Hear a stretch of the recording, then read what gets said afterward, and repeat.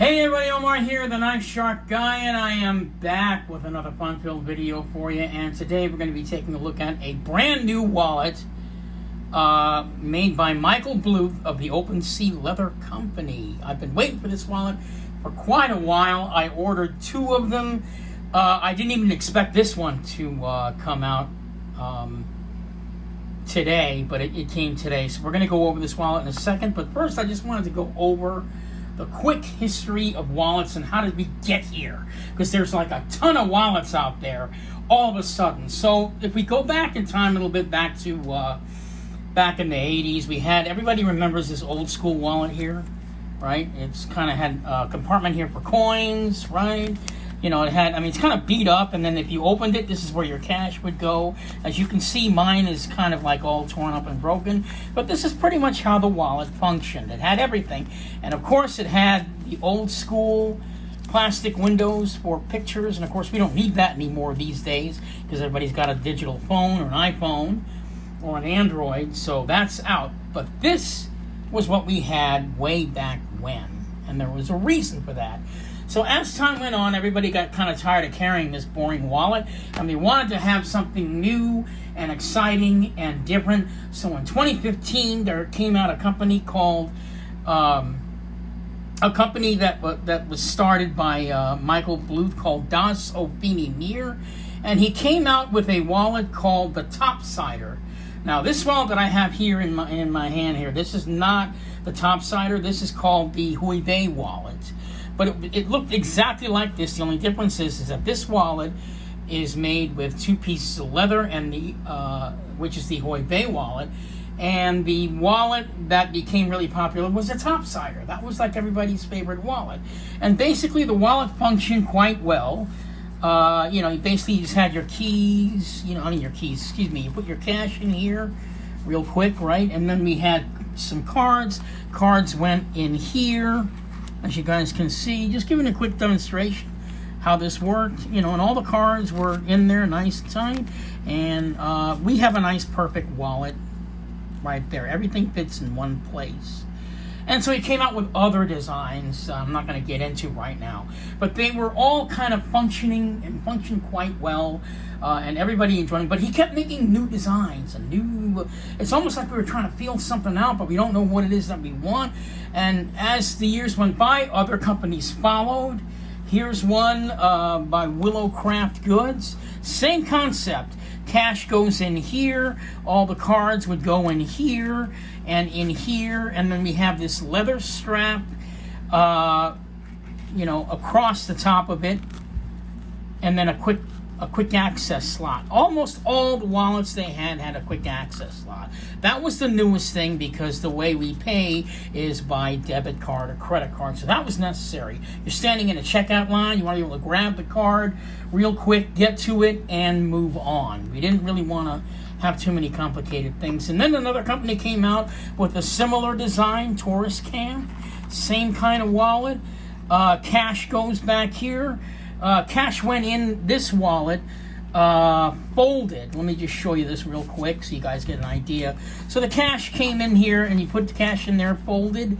Then the cards would go, you know, kind of in here, and then, you know, like whatever, there's some more cards back there, and then it would snap. And then again, the same thing in common with the other wallets. You got your quick access slot so you can get the card out and go. So basically, by this point in time, all the wallets are functioning exactly the same, but no one seems to be doing anything any different other than what the last wallet guy did, which was fine, because we wanted to have that kind of slimness, that kind of thinness, everything all just kind of nice, neat, and cozy, right? And then another guy came along. This guy's real young. He's like 21 years old. And his wallet was starting to change again. So unlike these other wallets where they were super thin and profile and may need to break in the leather a little bit, especially with the Huibei wallet where it has to kind of break in, this wallet here was a little bit different in the way it was made. As you can see, if I turn it over to the side, the stitching is on the side of the wallet, right? Which means that when you put your cards, so it kind of gives it like this I guess like this sort of like a clamshell kind of look. So when you put your cards in the wallet, they were in there kind of nice and loose, right? There's no reason to break in the wallet or worry about it in that way at all. And then, of course, the same thing happened with the cash. His wallet was designed to have the cash in the back folded, right? And then you close the wallet and that's it. Okay, so those were the basic designs that were coming out in the wallet world. And then, of course, you had like all these pop-up wallets and, these like full titanium wallets. I mean, a lot of different stuff that were coming out. Just a plethora of wallets. We were like walleted up the ass during this time, right?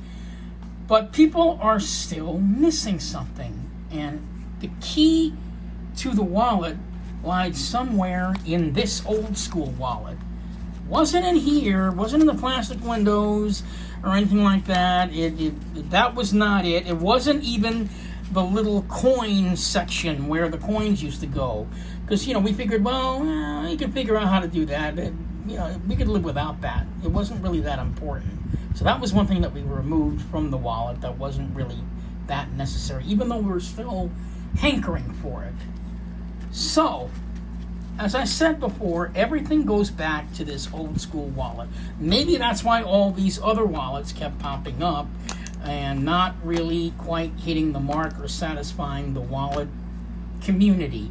This is all my own opinion as to how this works. So now, let's get to the actual wallet and why I went through all that. Let's get into it. So this is the newest wallet by Michael Bluth at the Open Sea Leather Company. And as you guys know, he started in 2015. It's kind of like he's coming around full circle again with a brand new design. But it's a design that brings back something that we were looking for and hankering for.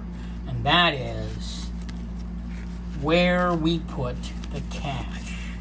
Remember, in the old school wallet, cash goes in there, right? 2015, cash still goes right in there. Want to check it out? Let's go ahead and stuff this wallet, see what it looks like. Let's talk about this wallet's design, how he came about to it, how it was made, and all that fun stuff. So let's go ahead and get into it. So the cash on this wallet, if you take a look at the wallet, it is made from 2 pieces of leather. Okay, and a majority of Michael Bluth's wallets were made with 2 pieces of leather, or at least a single piece of leather folded in a certain section to create room for cash and cards. That is no difference with this wallet, except for the fact that this wallet has a feature where you put the cash.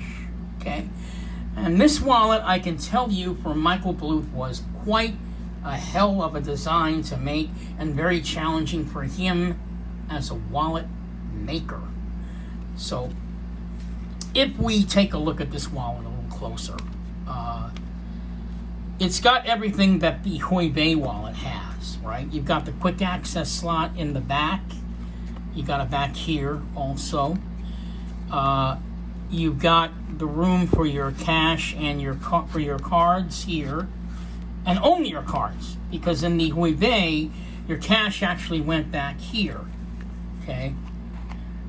So the design of the wallet has now changed because now he's added this feature where we put our cash. So what has happened now between these 2 wallets, because they're so similar, is that this one is now slightly bulkier, but he still kept the slim profile. So let's see how he did that.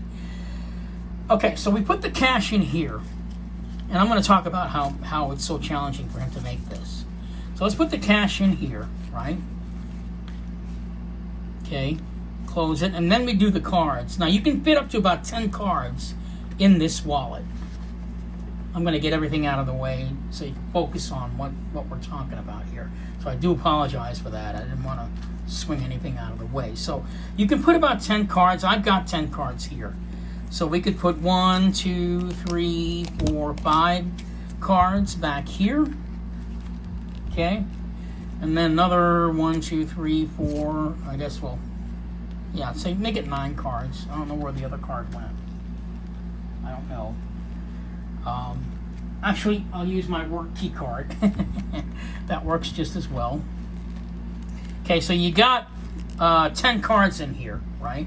And you've got cash.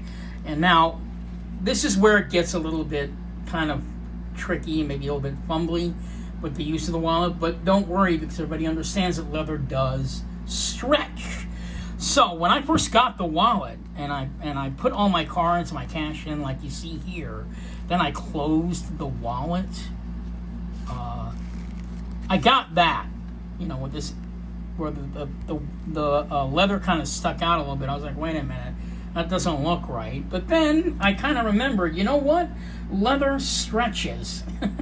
So there's nothing wrong with taking this piece of leather, because it's so thick, right, from the two pieces of leather, that's what you get when you close the wallet as quickly as you can. But then I thought, well, leather does stretch, so let's go ahead and get rid of that. So how do we do that?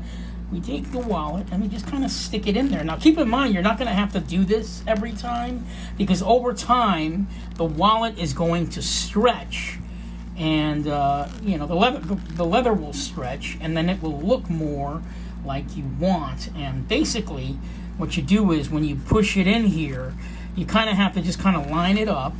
It might look like a pain, but actually it's not, because it just takes a few seconds, and then now you can see that everything all lines up.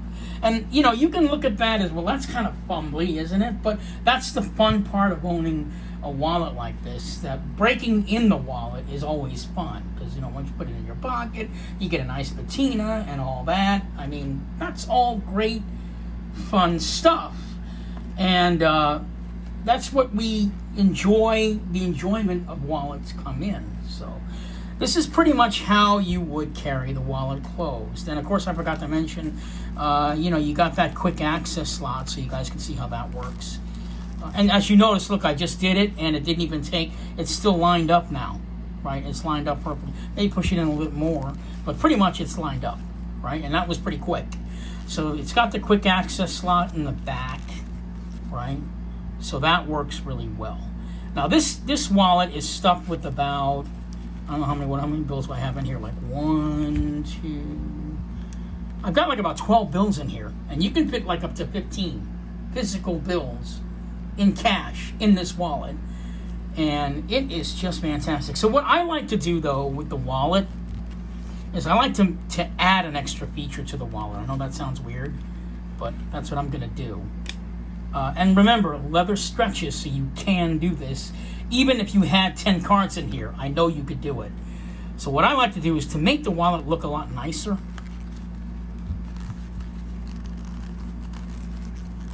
And again, this is kind of fumbly, I know. But, it's fun for me to do this. Maybe you guys don't want to go through all this trouble, but I don't mind it. I mean, I think it's fun. It makes the wallet look great. So now, the wallet even looks better, right? Because now you've got the blue, you got the natural, and the blue. And this is not recommended, by Michael Bluth or anything. This is just something that I kind of came up with. And now you've added an extra feature to the wallet. If you want to know what that feature is, here's one. Oh, there's the other. There's one quick access slot, right? How about another one right in front? There you go. So now you've got one access slot here and one access slot there, and the wallet looks nicer, right? So now let's go ahead and take a look a little closer at this design, and we'll talk about what about the wallet that might be a little bit challenging for Michael Bluth to create. So we've got the cash in there, the cards, everything fits all well. So how did he do this? How did he make this wallet? Because somehow the wallet is still slim, right? But he added a feature for the cash so that we could concentrate on all of the pockets going strictly to the cards. Now, a lot of people are wondering, why did he make a bifold wallet? Let me show you real quick. Let's go back to the Hoy Bay real quick, just so you can see. Get everything out of the way.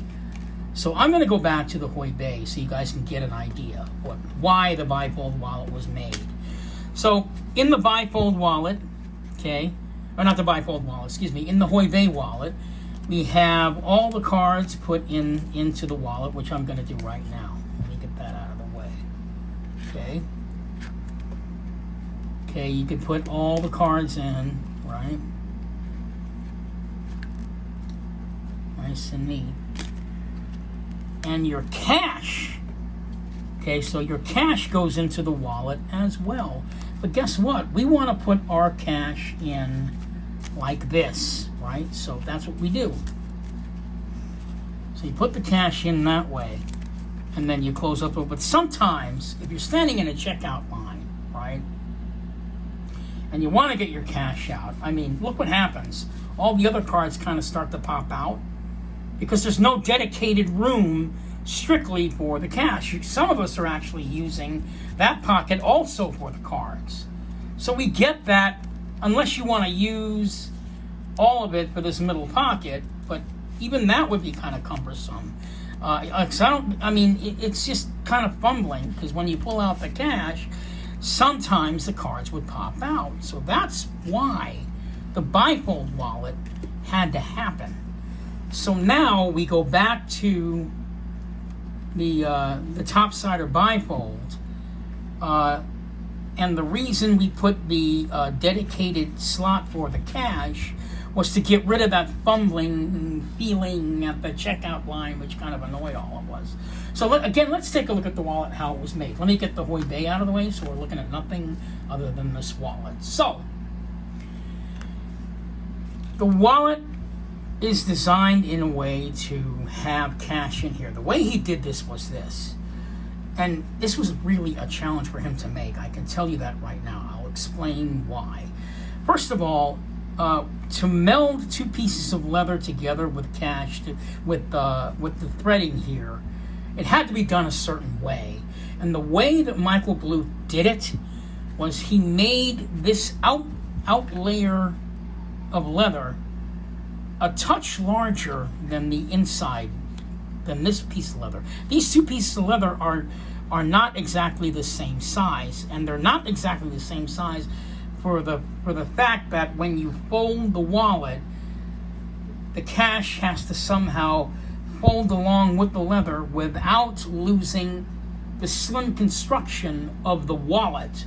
And that was the challenge for Michael, was to figure out, where does the stitching go so that I can do that? And I'm assuming, and I can almost guarantee, it was trial and error. This could not have been easy for him to do. Because on his regular Hoi Bei wallet, because you only had one piece of leather here that was free and not attached to another piece of leather, he could just sort of fold it up and sew it up, and the sewing is absolutely, gorgeous, hand stitched and everything. Everything looks uniformed on this wallet with the stitching. On this one, it does not. It was a challenge for him to do that. Because this is the first time he's ever made this type of a wallet, where he took one piece of leather, sewed it, and made sort of like a footprint of the same exact piece of leather, cut out in the same manner, but he's going to make it a little bit larger. So the geometry to fit the cash, because when you open the wallet, look, we've got all this bulk here. Well, this bulk here is for the cash. To put the room, make it roomy enough to just dedicate the cash to it. And that's why it works. What he lost in doing that, and I don't know if he's actually going to improve it, and I actually don't think he needs to, but if he wants to, he can. I'm perfectly fine with the way it is.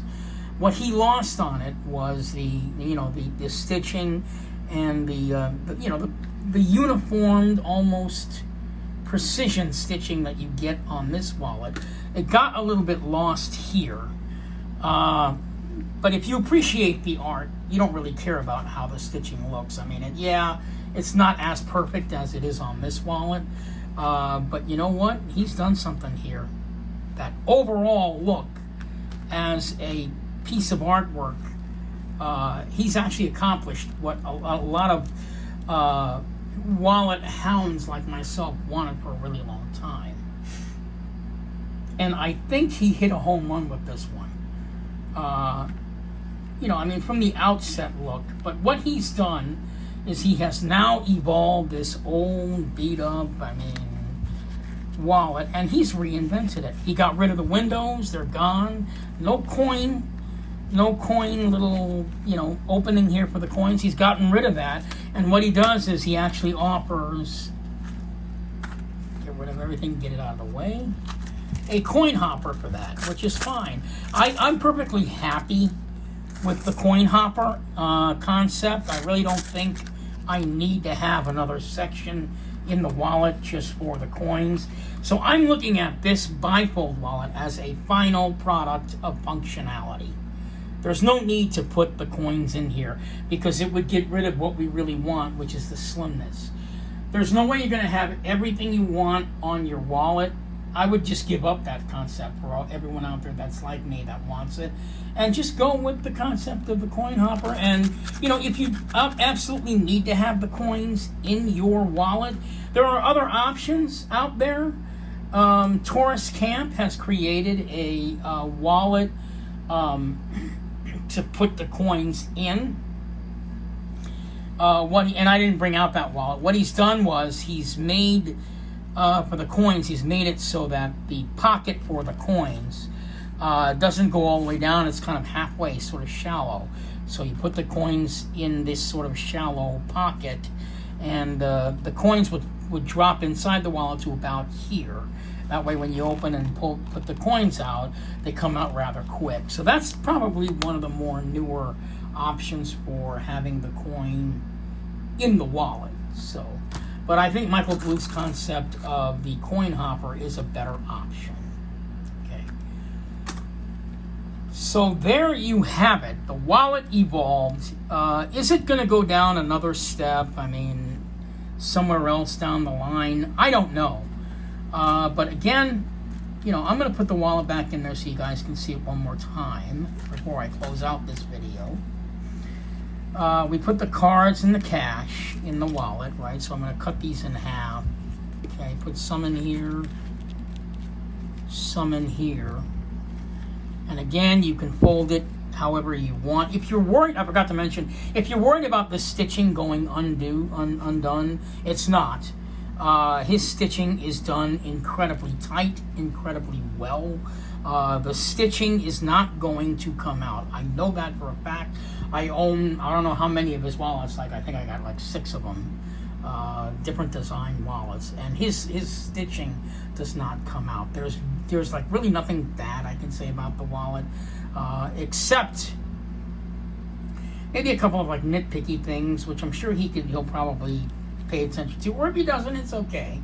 Again, this is like a nitpicky thing, but I mean, when I opened the wallet, there was like some glue in here on the inside of the wallet. I found that kind of a little bit, you know, strange. I don't think I was crazy about it, but it was on the inside of the wallet there, a big wad of glue. And, you know, again, you have to think, these wallets are made by hand, so give the guy a break.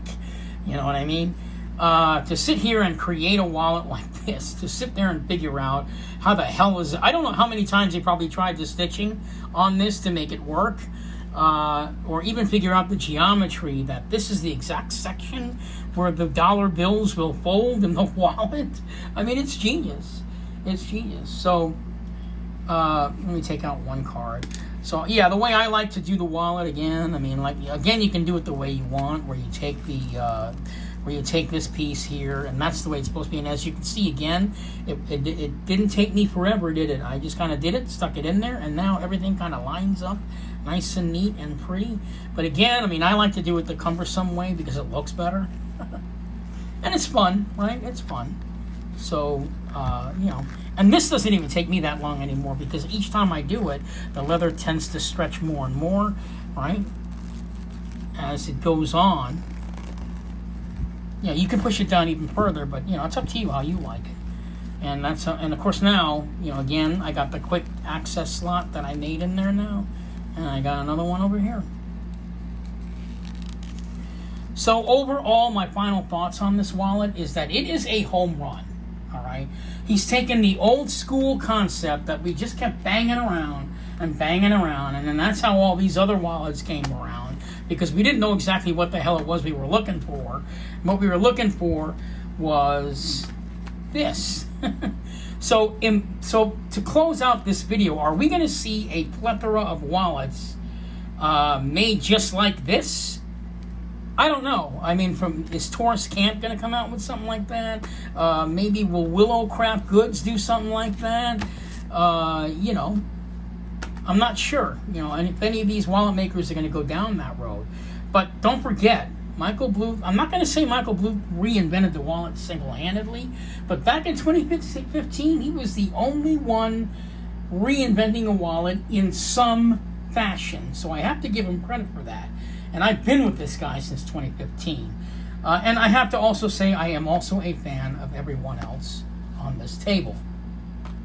I think they all make great wallets. But I also think that if it wasn't for him, in some fashion, all these other guys wouldn't be popping up and doing the same thing. Now the question is, like I said, will we see more bifold wallets like this? Is someone going to come along with a new design to reinvent the wallet in that way? I don't know. But all I can tell you is he succeeded in reinventing this bulky monster of a wallet that we used to carry back in the 70s and 80s when I was, you know, a young man fumbling around. This is actually my dad's old wallet, but I had a wallet exactly like this, and I carried it for the longest time. I could care less about it. It was just something I put in my back pocket and didn't even give it a second thought. Now, when I carry a wallet because of Michael Bluth, I'm thinking, oh, I got like a piece of artwork in my pocket. Does it sound silly? Yeah, but it's actually true. It's actually true. So the OpenSea Leather Company Topsider Bifold Wallet by Michael Bluth. Definitely check this one out. I give it 4 stars overall. I love the way it looks. I love the way it functions. The cash dedicated pocket works exactly like he wanted it to. So I have no qualms about or anything bad to say about this wallet. Not really. You know, if he wants to make minor improvements with the thing with the glue, that's fine. But if he doesn't, I understand that.